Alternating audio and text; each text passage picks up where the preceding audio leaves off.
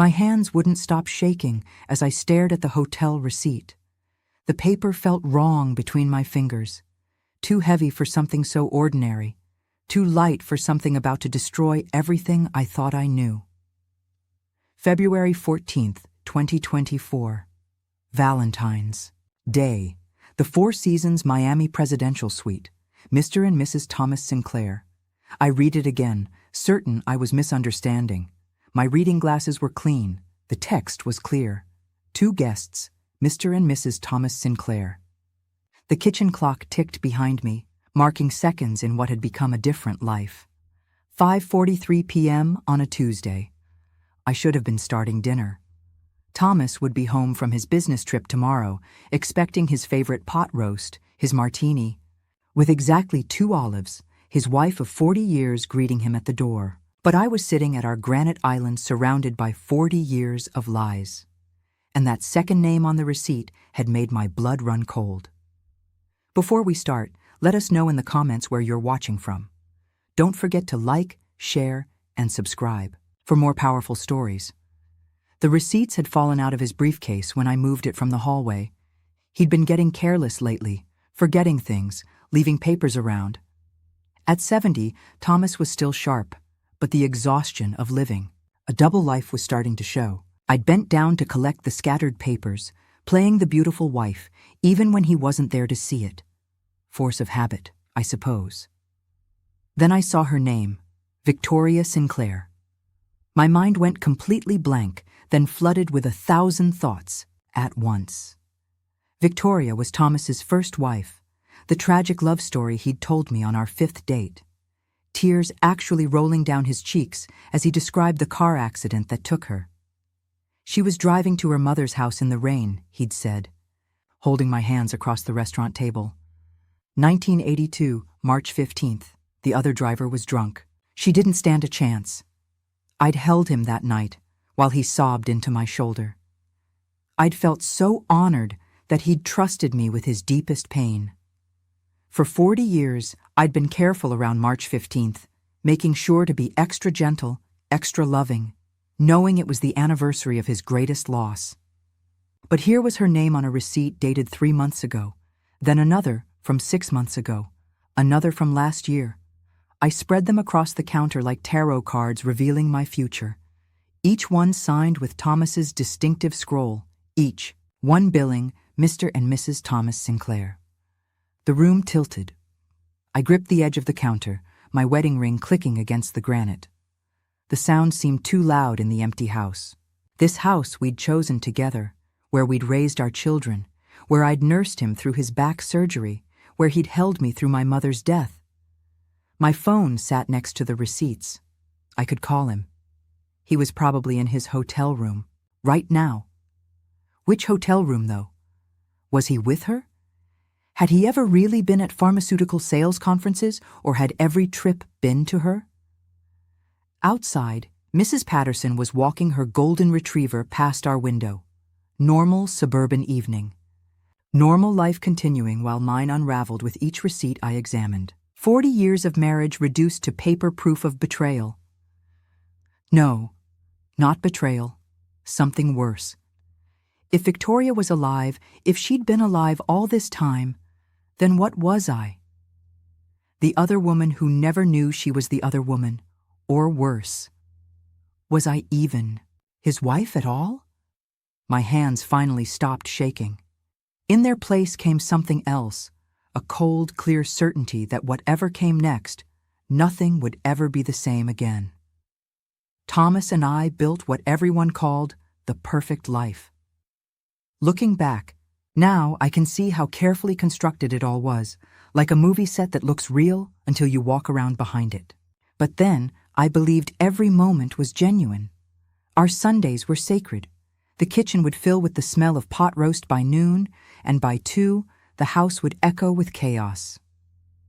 "Grandma Maggie makes the best cookies," my grandson Jake would shout, chocolate chips smeared across his face like war paint. His sister Emma would argue that the snickerdoodles were better, and they'd both end up on my lap, sticky fingers reaching for more while I pretended to protect the cookie jar. "You're spoiling them," Becca would say, But she'd be smiling, sneaking a cookie herself. "That's what grandmothers are for," I'd answer, the same response every time.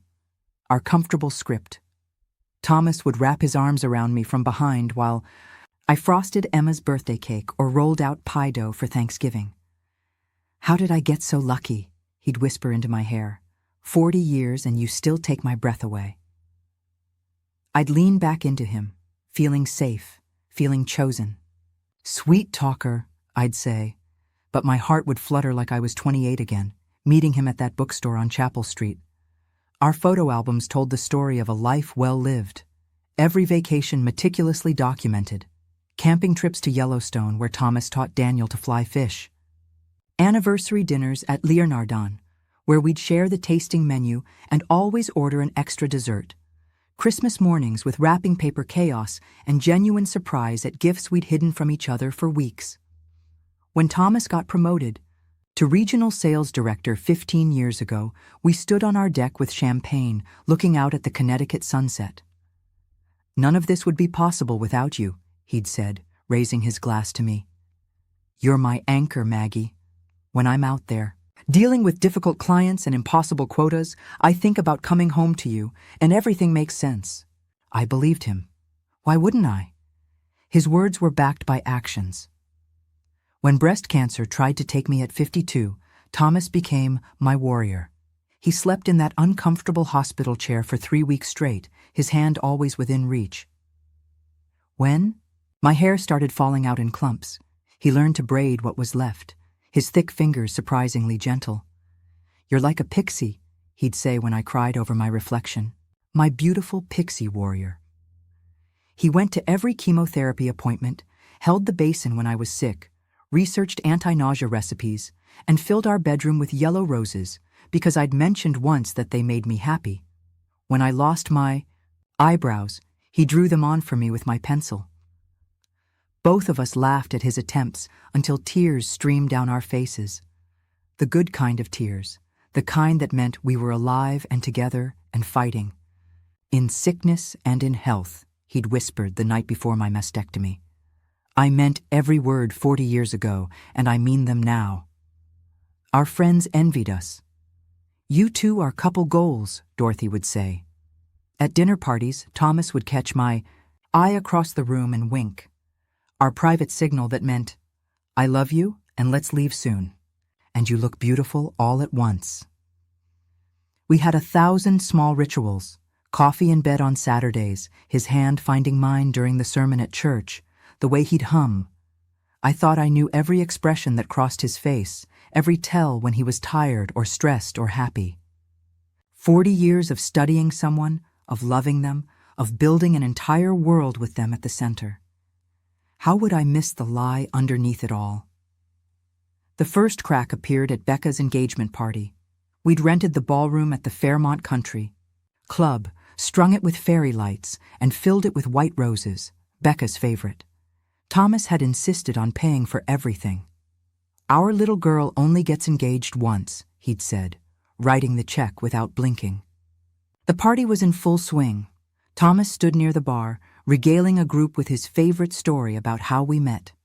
"So there I was in this dusty bookstore on Chapel Street," he was saying, his hands animated, his audience captivated. "And I see this beautiful woman reaching for the same copy of 100 Years of Solitude. Our hands touched, and I swear actual sparks." "Dad, you've told this story 1,000,000 times," Becca laughed, but she was glowing, holding her fiancé Robert's hand. "And I'll tell it 1,000,000 more," Thomas replied, pulling me close, "because it's the moment my real life began." Everyone made those appreciative sounds people make at romance. I smiled, playing my part, when his phone buzzed on the bar. He glanced at it casually, still mid-sentence about our first date, and then everything changed.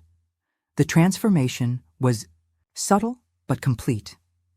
The warmth drained from his eyes like someone had flipped a switch. His jaw tightened. The hand on my waist went rigid. "Everything okay?" I asked quietly, noticing the way his fingers trembled as he grabbed the phone. "Just work, you know how it is." His voice was different, clipped, careful. "I need to take this." He stepped away, moving toward the French doors that led to the terrace. But he didn't go outside. He stood just inside the glass, and in the reflection, I could see his face contorted with something that looked like fear. "I told you never to call this number," I heard him say, his voice low but sharp. "No, that's not. We discussed this. You can't just.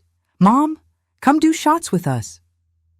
Becca's friend, Jennifer, pulled at my arm, and I lost the thread of Thomas's conversation.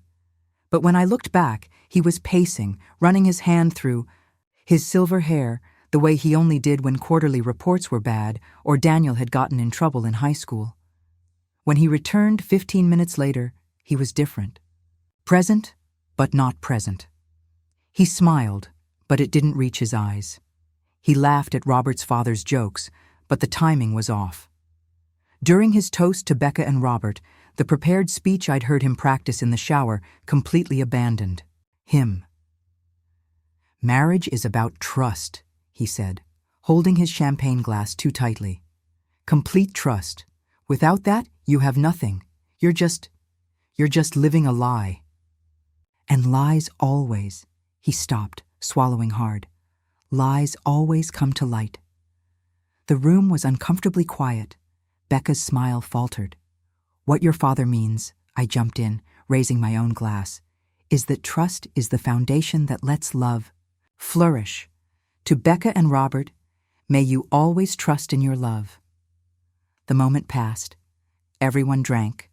The party resumed, but Dorothy caught my elbow at the dessert table. "Tom seems off tonight," she said. "Not really a question." "He's been stressed about the new territory expansion," I explained, the excuse coming automatically. "Miami's been particularly challenging." "Miami?" Dorothy frowned. I thought his territory was the Northeast Corridor. "They're expanding," I said, but something cold settled in my stomach. That night, getting ready for bed, I tried to talk to him. "Who called during the party?" "Nobody important," he said, already turning away. It seemed important. "Maggie, please. I'm exhausted." He turned his back to me in bed, something he'd never done in 40 years of marriage. I lay there staring at the ceiling, replaying that moment when his face changed, wondering who had the power to transform my husband into a stranger with just a phone call. I should have pushed, should have demanded answers, but I did what I'd always done. I trusted him. The business trip started increasing gradually, like a faucet slowly opening until you realize the sink is overflowing. First, it was once a month, then every 3 weeks, then every other week. By spring, Thomas's suitcase lived by our bedroom door, perpetually half-packed, ready for the next departure. "It's just until we establish the new accounts," Thomas assured me one morning, folding his shirts with military precision. "Miami is a tough market. These doctors down there, they need FaceTime. They need to trust you before they'll commit to our products." I sat on our bed watching him pack his toiletry bag. "Maybe I could come with you sometime. We could make a long weekend of it. It's been ages since we've been to South Beach." His hands stilled for just a moment. "These aren't pleasure trips, Maggie. I'm in meetings from 7 a.m. to midnight. You'd be bored out of your mind. I could explore on my own during the day. We could at least have dinners together." "The dinners are with clients," he said, zipping the suitcase with finality. "Maybe when things calm down." But things never calmed down. If anything, they accelerated. He missed Emma's performance in The Nutcracker, where she played Clara with such grace that even I cried. He missed Daniel's promotion celebration. He missed our book club's 40th anniversary party, where I stood alone among couples making excuses for his absence. "Dad's missing another recital," Becca asked during one of our coffee dates at our favorite spot downtown.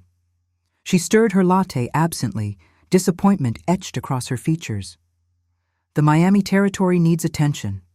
I defended him, the words tasting like chalk in my mouth. "Mom, he's missed the last 3. Emma, starting to notice, asked me if Grandpa doesn't like her dancing. "Of course he does. He's just busy." I know. Becca's voice carried an edge I'd never heard before. He's always busy. But it wasn't just the absences that hurt. It was the way he disappeared. Even when he was home, his body would be in his recliner, but his mind was elsewhere. I'd talk about the library's renovation plans, how we were finally getting the children's section expanded, and he'd nod absently, his thumb scrolling endlessly through his phone. "We're thinking of adding a makerspace for the teens," I said one evening, testing him. "That's nice, dear." "With a cotton candy machine and a tattoo parlor? Sounds good, Thomas," I snapped. "Did you hear what I said?" He looked up, confused. "Of course, the library thing." "What library thing?" He stared at me blankly, then returned to his phone. "I'm sorry, Maggie. This Miami situation has me distracted. Tell me again." But I was tired of repeating myself. Tired of competing with a phone screen for my husband's attention. I stopped wearing the Chanel No. 5 he bought me for our anniversary. The perfume he used to say drove him wild. He didn't notice. I cut 6 inches off my hair, going from shoulder length to a bob that Dorothy said made me look 10 years younger. Thomas didn't comment for a week, then said, "Did you do something different?" The final insult came when I repainted our bedroom walls from the beige he'd insisted on to a soft, romantic blue. It took me 3 days, my back aching as I edged around the crown molding. "Looks nice," he said 3 weeks later, and only because I asked directly what he thought. I felt like I was being erased, one ignored moment at a time, like I was becoming transparent in my own home, a ghost haunting rooms where I used to live. My husband was disappearing me slowly, professionally, the way someone might fade out a photograph, still there, but less and less visible, until eventually I wondered if I existed at all. The country club's annual charity gala was always Thomas's favorite event. He'd rent a tuxedo, I'd wear a gown, and we'd dance to the same band that had been playing these events for 20 years. This year, I'd bought a new dress, midnight blue with subtle beading, elegant and age-appropriate, but still flattering. Dorothy had helped me pick it out. "Thomas won't be able to keep his hands off you," she'd said when I tried it on. But Thomas barely glanced at me when I came downstairs that evening. "Ready," was all he said, already heading for the door. The ballroom glittered with familiar faces. Thomas immediately gravitated toward his golf buddies near the bar, Bill, Morrison, Jack Stevens, and the newer member of their group, Craig Phillips, who'd just moved up from Florida. I mingled with the wives for a while, discussing the library fundraiser before making my way to Thomas's circle. He was 3 scotches in. I could tell by the flush in his cheeks and the volume of his laugh. His hand gestured wildly as he told some story about a particularly difficult negotiation. "The key is knowing what they really want," he was saying. "These Miami doctors, they want to feel special, exclusive. You have to wine them, dine them, make them feel like kings." I slid my hand into his, a gesture I'd made thousands of times over 40 years. "Gentlemen," I said warmly, "are you letting my husband bore you with work stories?" Thomas looked down at me, and for a moment his expression was completely blank, like he'd forgotten who I was. Then he smiled, but it was wrong. Too wide, too sharp. "Gentlemen, you remember my wife Margaret," he said, swaying slightly. Then he laughed, an ugly sound I'd never heard from him before, though sometimes I forget why I married someone so practical. The word hung in the air like a slap. "Not exactly the trophy wife, eh?" he continued, gesturing at me with his glass, scotch nearly sloshing over the rim. "I mean, look at Bill's wife. She still does Pilates every day. Jack's wife just got back from a spa week in Sedona. But Maggie here, she's more interested in her library books than in keeping things interesting." The men shifted uncomfortably. Bill's face had gone red. Jack studied his shoes. "Thomas, that's enough," Bill Morrison said quietly, his voice carrying a warning. But Thomas was on a roll now, that cruel smile still playing on his lips. "You should see the women in Miami. Now, Those are women who know how to take care of themselves. They understand that appearance matters, that a man wants to be proud of what's on his arm. Craig Phillips cleared his throat. I think I see my wife looking for me. The women in Miami don't let themselves go after 40, Thomas continued, his eyes never leaving my face. They understand that marriage is work, that you can't just coast on ancient history. My hand was still in his. I pulled it away slowly, deliberately, feeling everyone's eyes on me. The wives had stopped talking at the next table. The music seemed too loud, the lights too bright. I'll get the car, I said with as much dignity as I could manage, my voice surprisingly steady.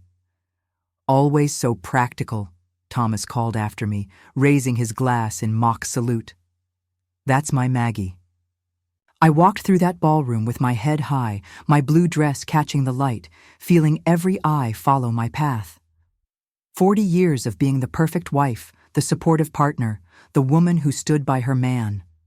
And this was my reward, being compared to younger women like expired milk, found wanting in front of everyone who mattered in our social circle. In the parking lot, I sat in our Lexus and sobbed until my carefully applied makeup ran in rivers down my cheeks. 40 years, and I'd become not just a disappointment, but a public punchline. The next morning arrived gray and bitter, matching my mood perfectly. Thomas was in the kitchen when I came downstairs, hunched over his coffee, still in yesterday's tuxedo shirt. The smell of scotch radiated from him like cologne. Aspirin's in the cabinet, I said flatly, pulling my suitcase from the hall closet. He looked up, wincing at the movement. Maggie, about last night, I think I need some time, I interrupted, my voice eerily calm. I'd practiced this sentence all night, lying beside him while he snored, oblivious to my wakeful agony. Don't be dramatic, Maggie. He rubbed his temples, not even looking at me properly. I had too much to drink. You know I didn't mean it. Which part didn't you mean? I asked, folding my clothes methodically. The part where I'm not a trophy wife? The part where I've let myself go? Or the part where the women in Miami are so much better? Jesus, Maggie, I was drunk. Bill and Jack knew I was just talking nonsense. Bill and Jack couldn't look at me. Their wives couldn't look at me. I zipped the suitcase with steady hands. Thomas, you humiliated me in front of our friends. He stood up then, swaying slightly. So, you're what? Leaving after 40 years? You're walking out over some stupid drunken comments? I'm going to stay with Dorothy for a while. This is ridiculous. He followed me to the door, but made no move to take my suitcase or stop me. You're overreacting, as usual, as usual. Those 2 words hit harder than everything he'd said last night, as if my feelings were consistently invalid, consistently too much. I need space to think, I said, my hand on the doorknob. Think about what? We have Becca's wedding planning next month. Daniel's bringing the kids for spring break. You can't just leave. Watch me, I said, surprising myself with the steel in my voice. He didn't fight me. That's what hurt the most. No grand gestures, no desperate pleas, no falling to his knees begging for forgiveness. He stood there in our foyer, annoyed more than anguished, inconvenienced more than heartbroken. As I loaded my suitcase into my car, he called out from the doorway. This is ridiculous, Maggie. You'll be back by dinner. Don't wait up, I replied, not looking back. You're being childish. Where are you even going to go? That's no longer your concern, Maggie. His voice finally carried a note of worry. Come on, let's talk about this like adults. I tried to talk for months. I've tried to talk. You were too busy with Miami to listen. I drove away with him still standing in the doorway, probably calculating how this would look to the neighbors. Mrs. Patterson was already at her window, pretending to water plants that didn't need watering. Dorothy was waiting on her porch when I arrived, as if she'd sensed I was coming. She took one look at my face and opened her arms. I fell into them, 40 years of composure finally cracking. Stay as long as you need, she said, taking my suitcase without questions. The guest room's already made up. How did you know? Honey, half the country club called me this morning. What Thomas did last night? She shook her head. That wasn't the man I've known for 40 years. Maybe it was, I said quietly. Maybe it was always him, and I just refused to see it. Dorothy handed me tea and tissues, the beginning of what would become our morning ritual. Whatever he is, you're safe here. Take all the time you need to figure out what comes next. What came next? At 68, I had no idea what that meant. 3 weeks into my stay at Dorothy's, I couldn't get out of bed. The morning light streaming through the guest room curtains felt like an accusation. Another day, I had to pretend I knew how to exist without the life I'd built for 40 years. The ceiling fan wobbled slightly as it turned, clicking on every third rotation. Click, click, click, click. I'd been counting them since 4 a.m. I was at 5,047 when Dorothy knocked. Maggie, I'm leaving some breakfast outside your door. I didn't answer. My throat felt sealed shut, like speaking would require an effort I couldn't summon. The breakfast tray would join yesterday's lunch and dinner, untouched, a monument to Dorothy's patience and my complete dissolution. My phone showed 17 missed calls from Thomas, 12 from Becca, and 8 from Daniel. The voicemails piled up like accusations. I couldn't bring myself to listen to them. What would I say? How could I explain that their mother, their stable, reliable, library volunteering, cookie-baking mother, had shattered like cheap glass? When I finally forced myself to shower, I stood under the water until it ran cold, then kept standing there, shivering, feeling like I deserved the discomfort. The bathroom mirror was fogged when I got out, and I was grateful. I didn't want to see myself, but eventually the fog cleared, and there she was, a stranger wearing my face. Gray roots showing 3 inches of shameful truth beneath the careful blonde.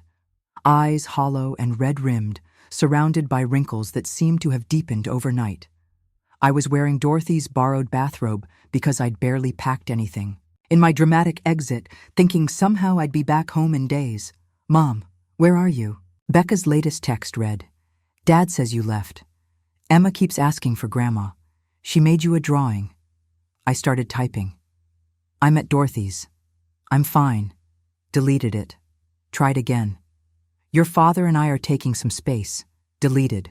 Once more. I don't know who I am anymore. Deleted. The cursor blinked at me, waiting for words I didn't have. I found myself on Dorothy's back porch at 3 a.m., Googling things no 68-year-old should have to Google. Starting over after divorce at 68. How to rebuild your life as a senior. Gray divorce recovery. Who am I without my marriage? The search results felt like mockery. Article after article about exciting new chapters and rediscovering yourself, and senior dating apps. I threw my phone across the porch. It landed in Dorothy's hydrangea bush, screen still glowing with false promises of reinvention. I don't want to reinvent myself, I whispered to the darkness. I just want my life back. But which life? The one where Thomas loved me, cherished me, chose me every day for 40 years. That life had been a lie. Or the one where he found me practical, disappointing, less than. That was apparently the truth, and I couldn't bear it. I retrieved my phone and found myself looking at our last family photo, Christmas. Everyone in matching pajamas, Thomas's arm around me, my head on his shoulder. We looked so happy. Had he been thinking about Miami even then? Had he been comparing me to other women while I was basting the turkey? While I was wrapping his presents? While I was lying beside him thinking I was loved? Dorothy found me there at sunrise, curled in her wicker chair, still in her bathrobe, my phone dead in my lap. Oh, honey, she said, wrapping a blanket around my shoulders. I don't know how to be nobody's wife, I admitted, the words scraping my throat raw. You're not nobody's wife, Dorothy said firmly. You're Maggie. You were Maggie before Thomas, and you're Maggie now. But I couldn't remember who that was anymore. 4 days later, Dorothy finally convinced me to go back to the house. You need Your medications, your winter clothes, she said gently. Thomas is in Miami until Thursday. I checked with Bill Morrison. The house felt like a museum of someone else's life. Everything was exactly where I'd left it. Thomas's coffee mug in the sink, our wedding photo still prominently displayed on the mantel, the indent of his body still visible on his side of the bed. I moved through the rooms collecting things, my blood pressure medication, warm sweaters, the reading glasses I'd left on my nightstand. That's when I noticed Thomas's office door was open. He never left it open. Papers were scattered across his desk like he'd left in a hurry. Thomas, who organized his sock drawer by color, had left important documents sprawled everywhere. I wasn't snooping. I was just looking for my reading glasses. I had another pair in his office from helping with taxes last year. But as I moved papers aside, a receipt caught my eye. 4 Seasons Miami. My body recognized the danger before my mind did, heart rate spiking, hands suddenly clammy. I picked it up. February 14th, 2024, Valentine's Day, the day he'd claimed to be in Boston for a critical client meeting. "I'm so sorry to miss our day," he'd said over the phone. "I'll make it up to you." Presidential Suite, $2,047 for one night. Mr. and Mrs. Thomas Sinclair. I sank into his leather chair, the receipt trembling in my hands. There had to be an explanation, a mistake, a company booking error. Then I saw the rubber band holding a stack of similar papers together. My accountant brain kicked in. Thomas was always terrible with expense reports, leaving them until the last minute. I pulled the stack closer. The first receipt, Mr. and Mrs. Thomas Sinclair, Presidential Suite, 4 Seasons Miami, December 23rd to 26th, 2023. Christmas, when he'd supposedly been stuck in Albany due to weather. The second, Mr. and Mrs. Thomas Sinclair, Ritz-Carlton, South Beach, November 10th to 15th, 2023. Our anniversary week, he'd been closing a huge deal in Syracuse. The 3rd, 4th, 5th, all the same. 2 guests, Mr. and Mrs. My chest felt tight. Who was this woman posing as Mrs. Sinclair? Some secretary, a client, a woman he'd met in Miami? Then I found the folder marked Insurance, shoved beneath quarterly reports. My hands shook as I opened it. Inside, a life insurance policy from Credential. Policyholder, Thomas Sinclair. Beneficiary, Victoria Sinclair. Status, active. Date of birth, March 15th, 1952. The room spun. I gripped the desk to steady myself. Victoria Sinclair, his first wife, the woman who had supposedly died in a car accident on March 15th, 1982. I knew that date by heart.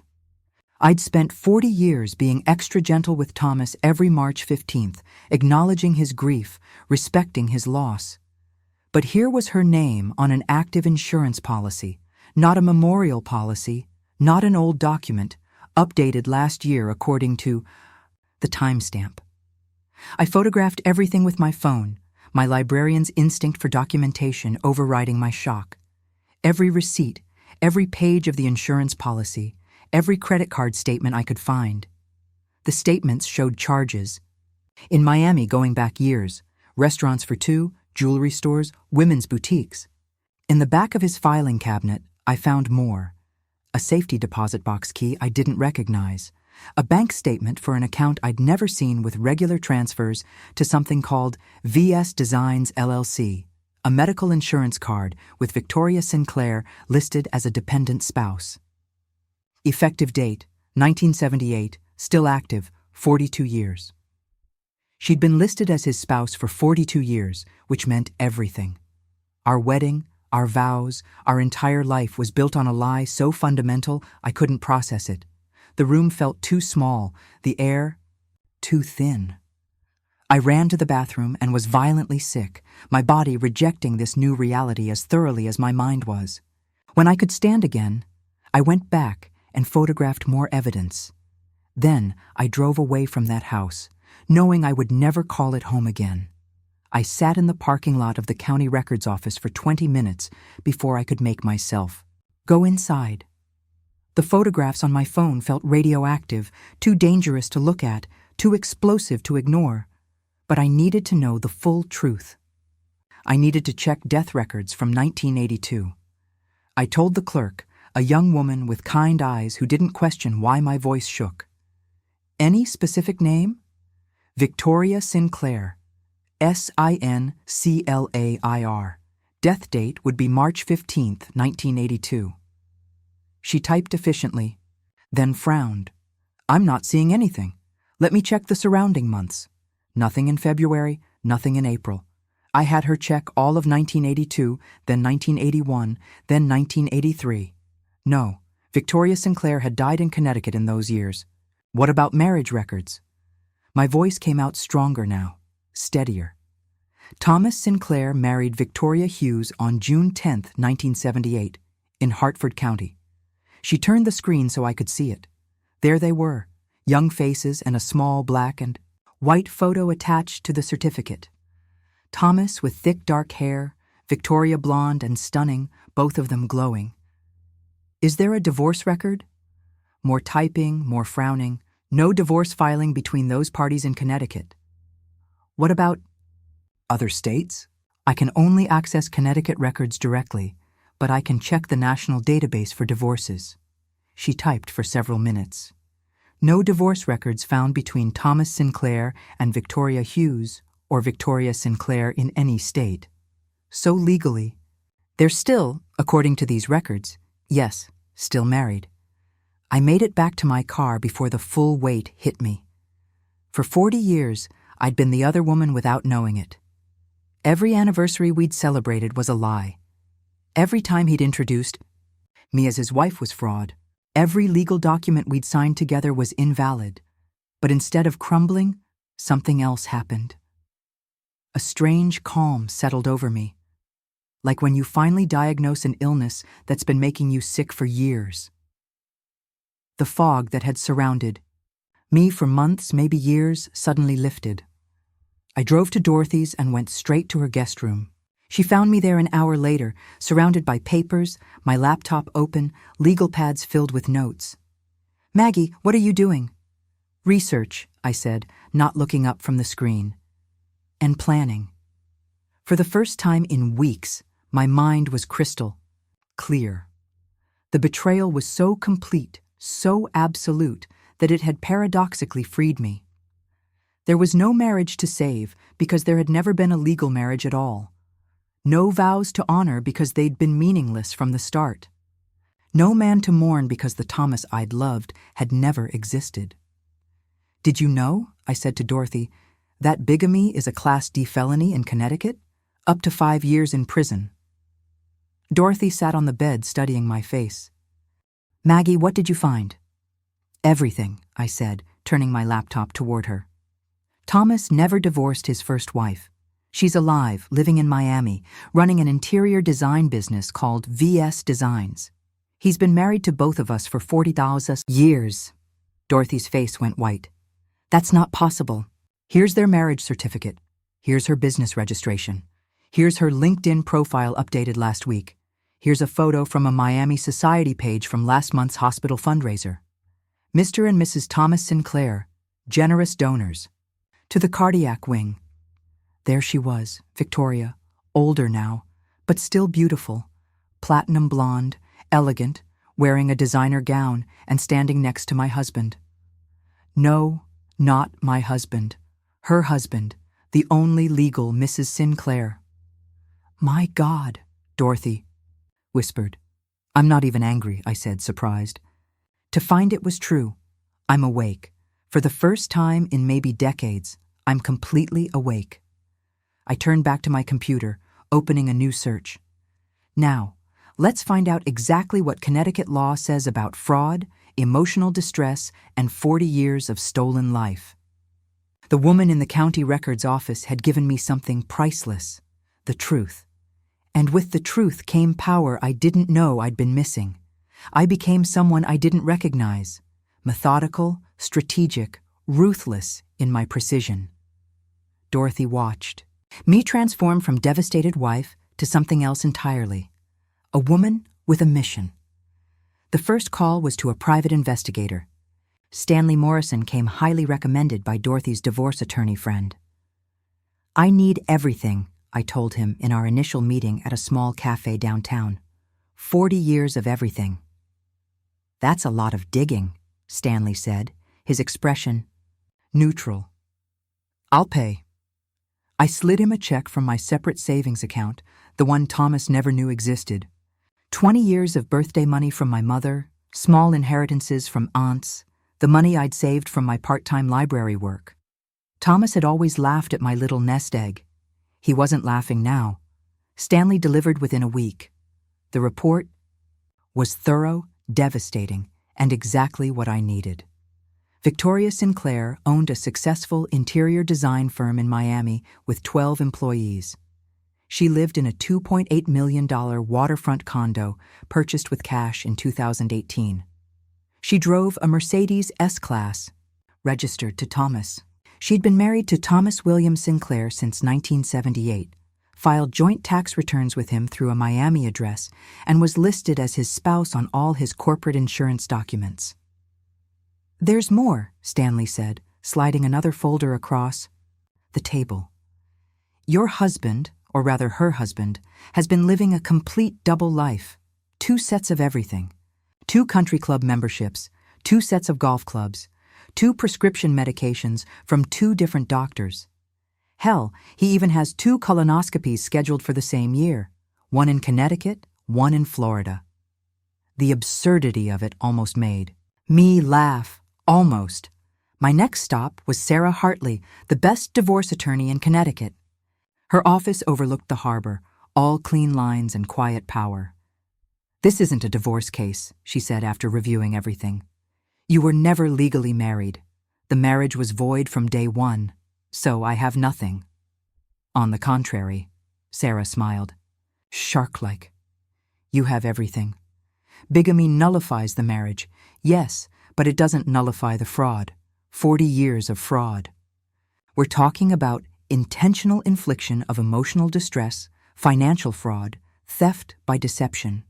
You've been contributing to his success, his retirement accounts, his property, all under false pretenses. What about the house? You're on the deed as joint tenant. That's valid regardless of marital status. Half the house is yours. As for the rest," she pulled out a legal pad. "Let's document everything. Every contribution you made to his career, every sacrifice, every penny you put into what you thought was a marital estate." I spent the next 3 days creating a comprehensive financial history. The money I'd inherited from my father that went into buying our first house. The years I'd worked part-time to support us while Thomas built his career. The dinner parties I'd hosted for his clients. The conferences I'd attended as his wife, helping him network, charm doctors, close deals. "You were essentially an unpaid employee of his success," Sarah said, reviewing my documentation. "That has value, significant value. What about criminal charges? That's up to the prosecutor, but with this evidence, I'd say Mr. Sinclair should be very worried."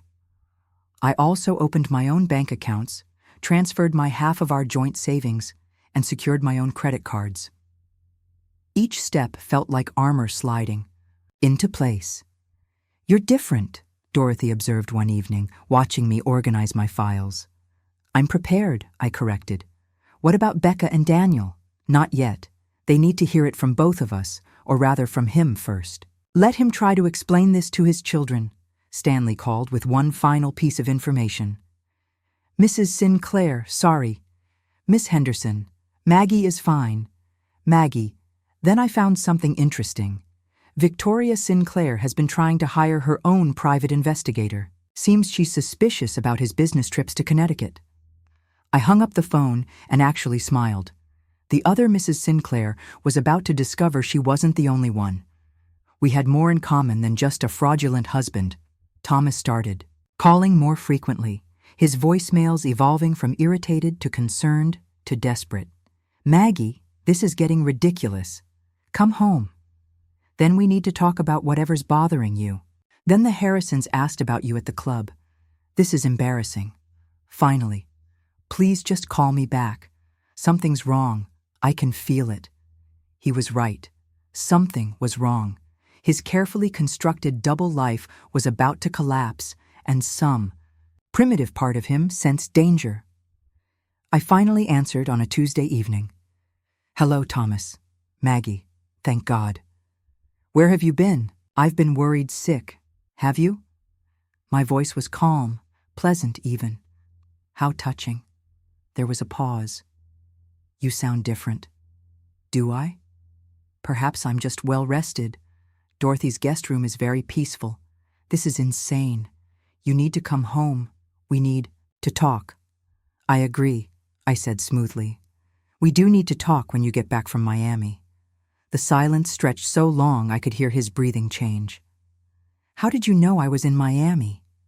"I know a lot of things, Thomas. What's that supposed to mean?" "It means I'll see you when you get back. Give Victoria my regards." The silence this time was deafening. I could practically hear his mind racing, calculating, trying to figure out how much I knew. "I don't know what you think you know." He started, his voice harder now, threatening. "Thursday. Thomas, we'll talk Thursday." I hung up before he could respond. The calls started immediately, 15 in the first hour. I didn't answer.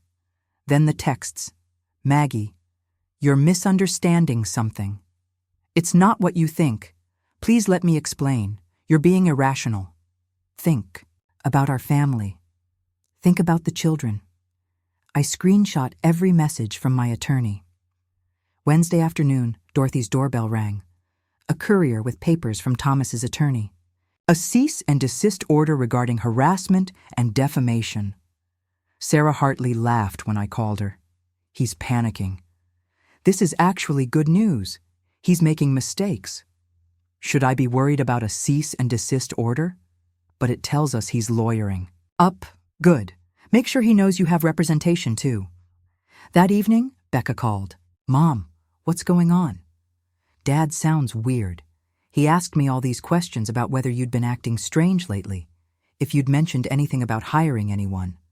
What did you tell him?" "Nothing, because I don't know anything."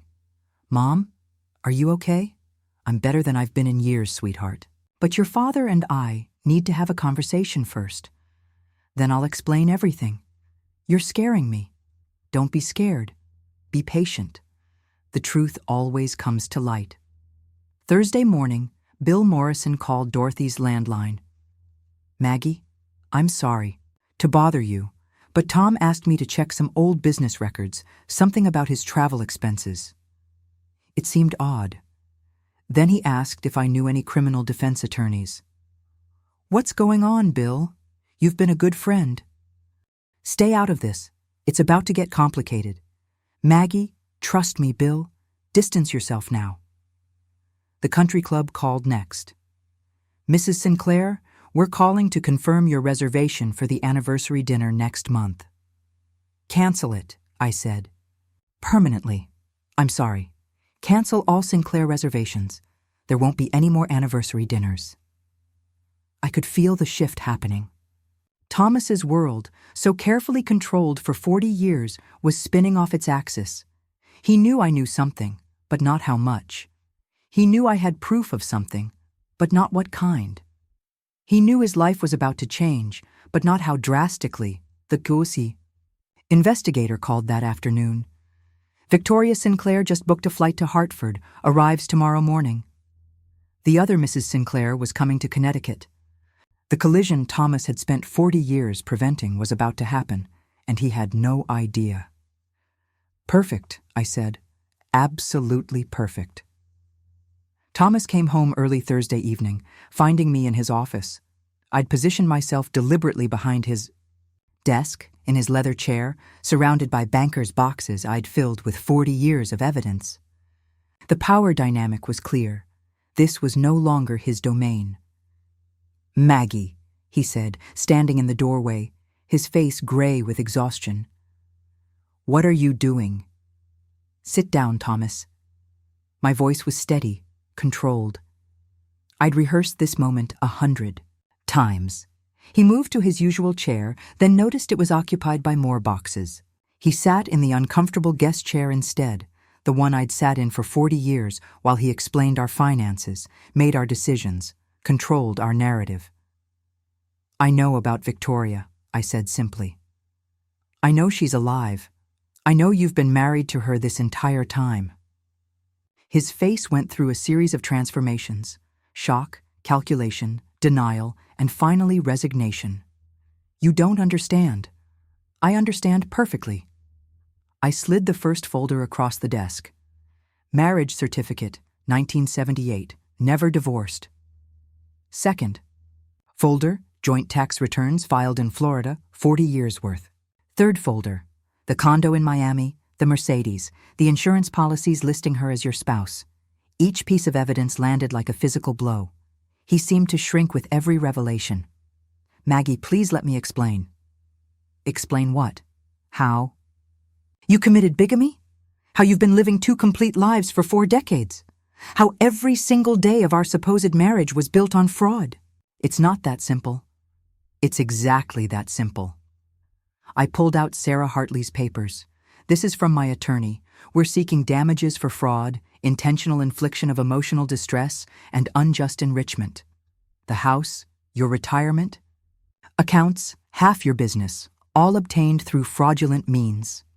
"You can't be serious." I'm also sure Whitman Pharmaceuticals would be fascinated to learn their star sales director has been living a double life, filing fraudulent expense reports, maintaining 2 households on the company dime. His hands were shaking now. "Maggie, please think about what you're doing. Think about the children. The children you lied to their entire lives. The grandchildren who don't even know their grandfather's real story." "I love you," he said desperately. "That was never a lie. No, Thomas, you loved having your cake and eating it too. Victoria for the glamorous Miami life.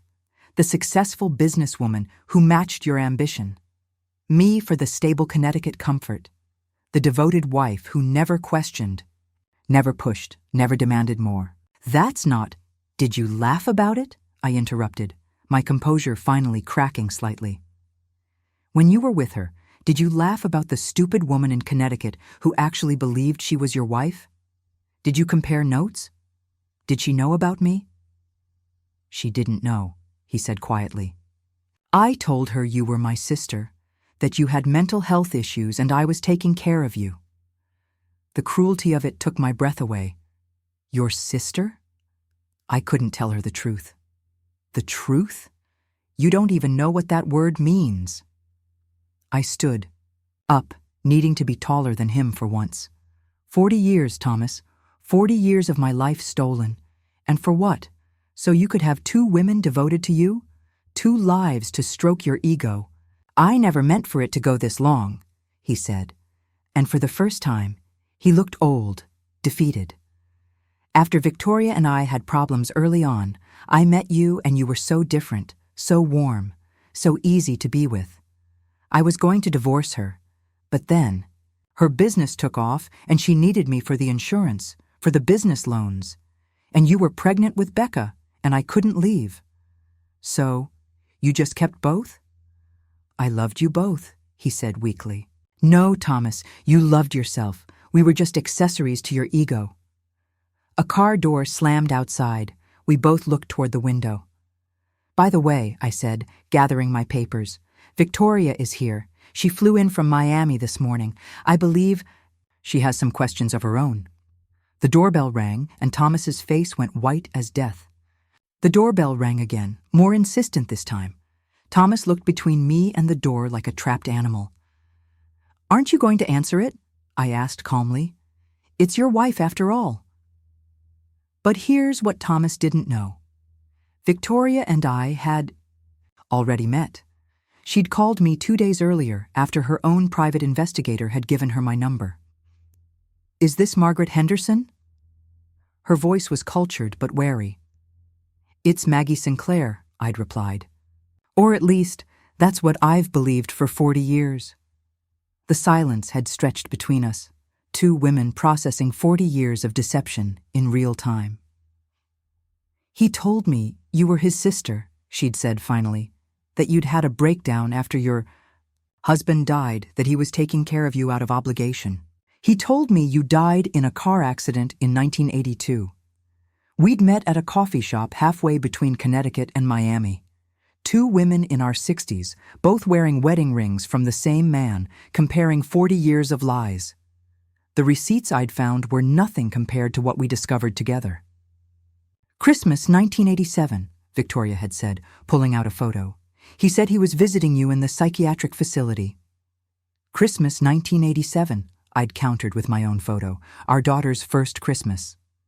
Side by side, the photos showed Thomas in different states, different lives, but wearing the same watch I'd given him for his birthday that year. The heart surgery in 2010, she said. I was there every day for 2 weeks. So was I. Different hospital. He had his surgery in Miami, told me he was recovering in Connecticut for specialized treatment. He had it in Connecticut. Told me the Miami trips were for follow-up with a specialist.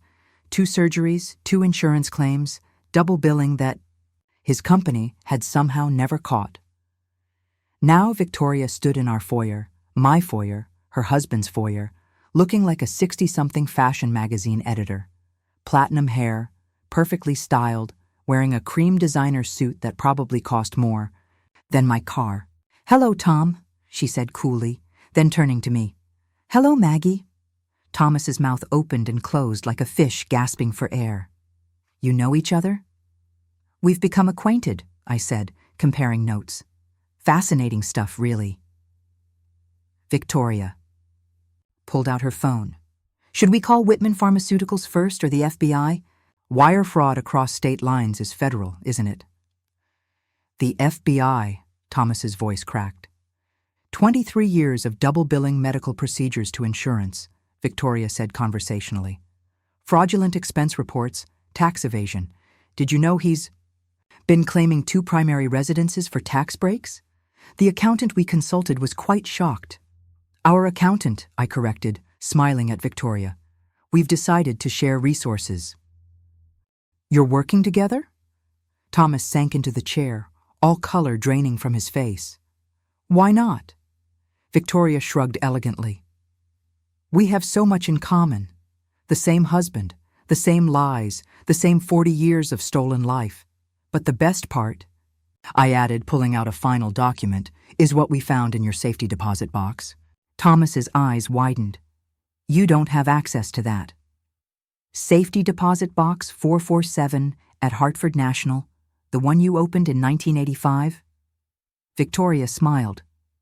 "Funny thing about that, you listed me as co-owner, the real Mrs. Sinclair. All I needed was my ID and a death certificate that didn't exist. Inside, we found your real books," I continued. "The ones showing you've been embezzling from Whitman for 15 years. Small amounts, but consistent.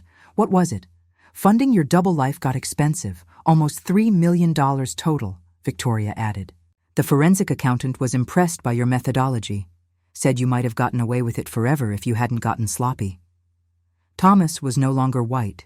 He was gray, the color of old newspaper. "So here's what's going to happen," I said, standing. "You're going to sign everything Sarah Hartley puts in front of you. The house becomes mine. Your retirement accounts get divided between Victoria and me. You're going to resign from Whitman citing health issues, and if I don't—" Victoria and I exchanged glances. "Then we call our friend at the FBI. She said Agent Morrison is very interested in this case, said it would be a career maker. We'd orchestrated this perfectly. 2 women scorned becoming 2 women empowered. Justice served cold with a side of mutual support." 3 weeks after Thomas signed everything, the house, the retirement accounts, his resignation from Whitman, my doorbell rang on a Sunday afternoon. I was repotting orchids in what used to be his office, now transformed into my art studio, when I heard Becca's voice calling through the door. "Mom, Mom, I know you're in there. Please." I opened the door to find both my children on the porch. Becca held Emma's hand, the little girl clutching a hand-drawn card. Daniel stood behind them, his face a mixture of confusion and concern. "We need to talk," Becca said, her eyes red-rimmed. "Dad is staying with Daniel. He looks terrible. He won't eat. He won't explain anything clearly. He just keeps saying, you, and some woman named Victoria ruined his life. Come in, I said, stepping aside. Emma, sweetheart, why don't you go play in the sunroom? There's a new puzzle on the table. Once Emma was settled, I faced my children in the living room, the same room where their father had taught them to ride bikes through the French doors, where we'd celebrated graduations and engagements. Your father has been married to another woman for your entire lives, I said simply. His first wife, Victoria, never died. He's been living a complete double life for 40 years. The silence was deafening. Daniel's face went through the same transformations his father's had. Shock, denial, anger. That's impossible, he said finally. I handed them the folder I'd prepared, knowing this day would come. Marriage certificates, photos Victoria and I had compiled, the investigators' report. They read in silence, Becca's tears falling onto the papers. So, we're illegitimate, she whispered. You're my children. That's all that matters. How could you not know? Daniel's voice had an edge of accusation. 40 years, Mom. How could you not know? The question I'd asked myself 1,000 times, because I trusted him. Because when someone tells you their wife died tragically, you don't demand to see the death certificate. Because love makes you blind sometimes. Dad wants to talk to you, Becca said quietly. He says he can explain everything. That you're being influenced by this Victoria woman and that you don't understand the full story. There's nothing to explain, sweetheart. He made his choices for 40 years. Now I'm making mine. But Mom, Daniel leaned forward. He's falling apart. I've never seen him like this. He keeps saying he loved you, that it was real, that we can fix this as a family. Some things can't be fixed, Daniel. So you're just giving up after 40 years? His voice rose, anger finally breaking through. What about forgiveness? What about working? Through problems? You taught us that. I taught you that because I believed it. But I also hope I taught you that you deserve truth, respect, and loyalty in a relationship. Your father gave me none of those things. Emma's laughter drifted in from the sunroom, a bright sound in the heavy atmosphere. He wants to see you, Becca said. He's been calling me every day, begging me to arrange something. He says he can't lose. You, he never had me, I said gently. He had a version of me that existed in a lie, the real me, the one who deserves honesty and genuine love. He never knew her. Later, after they'd gone, I found the card Emma had made, a drawing of a house with stick figures. Me, her, Becca, Daniel, and noticeably, no Thomas. I love you, Grandma, written in purple crayon. Thomas left a voicemail that night. Maggie, I know you hate me, but you have to understand. I loved you both. I needed you both. Victoria was ambition and success, but you were home. You were peace. I couldn't choose. Please, just one conversation. Let me explain. 40 years. Has to count for something. I deleted it without responding. 40 years did count for something. It counted for 40 years of theft, of my time, my trust, my truth. Some things don't deserve words. Some attempts at reconnection are really just attempts at continued manipulation. I'd learned the hard difference. Finally, at 68 years old, 6 months later, I stood in my new apartment, smaller but entirely mine, watching the sun set over Hartford's skyline. The apartment was on the 3rd floor of a restored Victorian with original hardwood floors and windows that let in streams of golden light. I'd chosen it myself, signed the lease myself, painted the walls a soft sage green myself without asking anyone's permission or opinion. On the mantel sat a single photograph, not of Thomas and me at our fake wedding, not of the family portraits built on lies, but one Dorothy had taken at Becca's wedding. I'm laughing, really laughing, dancing with my grandson Jake while Emma twirls beside us, my face radiant with genuine joy. Thomas is nowhere in the frame. It's just me being a grandmother, being Maggie, being real. The doorbell rang, my weekly dinner with Dorothy. But when I opened the door, Victoria stood there too, holding a bottle of wine and wearing jeans, looking nothing like the polished Miami socialite I'd first met. "I hope you don't mind," Dorothy said. "Victoria's in town for the deposition. The more the merrier," I said, meaning it. We'd become an unlikely trio, the wife, the other wife, and the friend who'd seen it all. Victoria's divorce was almost final, complicated by the Florida laws, but moving forward, she'd kept her business, her condo, and her dignity. Thomas had kept very little. "Did you hear?" Victoria asked over dinner. "He's working as a consulting pharmacist at a chain drugstore in New Jersey." "Daniel mentioned it," I said, feeling nothing. Not satisfaction, not pity, just nothing. "He's living in a one-bedroom rental." "Good," Dorothy said firmly. "It's what he deserves." But I wasn't thinking about what Thomas deserved anymore. I was thinking about what I deserved, what I'd always deserved: truth, respect, authentic love. I've been thinking about what you asked me. I told Victoria about speaking at your women's business group, and I'll do it.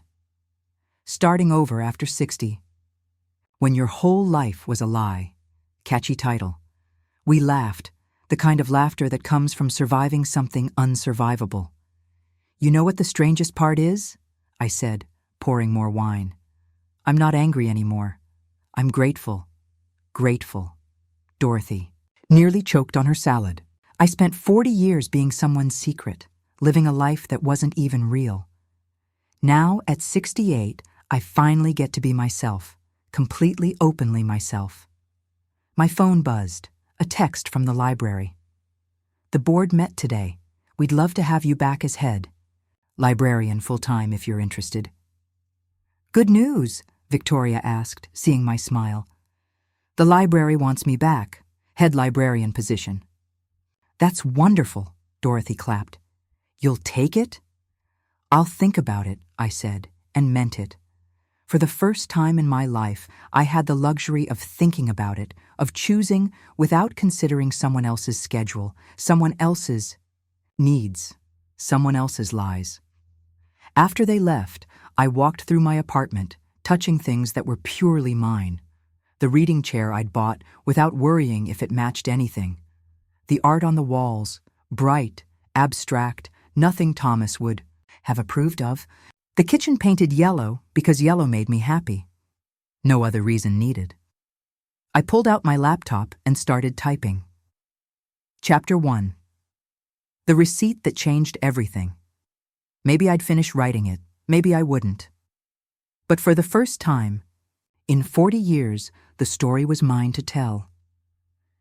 In my own words, in my own time, the receipts that had destroyed my marriage hadn't just revealed Thomas's deception. They'd revealed my own strength. They'd given me something priceless, my freedom. At 68, I was finally learning that freedom wasn't just the absence of lies, it was the presence of possibility. Outside, Hartford sparkled in the darkness. Somewhere out there, Thomas was probably in his rental, surrounded by the wreckage of his carefully constructed lies. But here, in my sage green sanctuary, surrounded by truth and possibility, I was home.